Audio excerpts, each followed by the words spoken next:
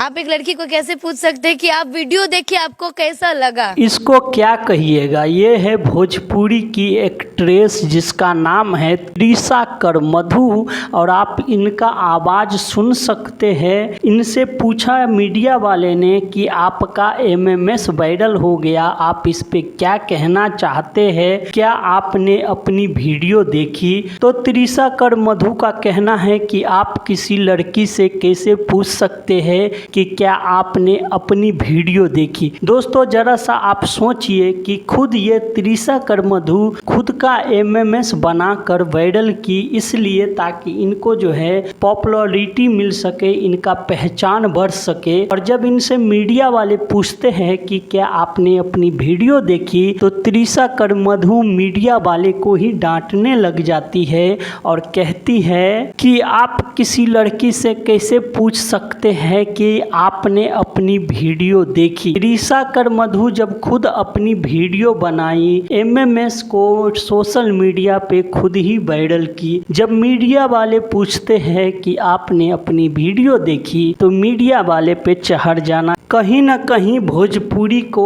इस तरह की अभिनेत्री जो है बदनाम करने में लगी है और भोजपुरी के बड़े बड़े दिग्गज कलाकार भी इन अभिनेत्रियों के साथ जो है काम करने के लिए लाइन लगा के खड़े रहते हैं। खेसारी लाल हो, पवन सिंह हो, राकेश मिश्रा हो या भोजपुरी के तमाम बड़े बड़े जितने भी स्टार हैं, ये लोग इनके साथ काम करते हैं। और यही कारण है कि ऐसी ऐसी अभिनेत्री का इतना मनोबल बढ़ चुका है कि खुद की एमएमएस वीडियो बनाकर वायरल करती है और उसके बाद उन्होंने अपना नाम और पहचान को एक नया मकाम तक लेके जाती है। उसके बाद भोजपुरी का छवि खराब होता है और जितने भी भोजपुरी के बड़े बड़े कलाकार हैं वो सारे के सारे खामोश हुए। इसके पीछे कहीं ना कहीं दोस्तों ये कारण है कि बड़े बड़े स्टार भी इन सब चीज़ों से अछूता नहीं है और इसीलिए त्रिशा कर मधु का जब वीडियो वायरल हुआ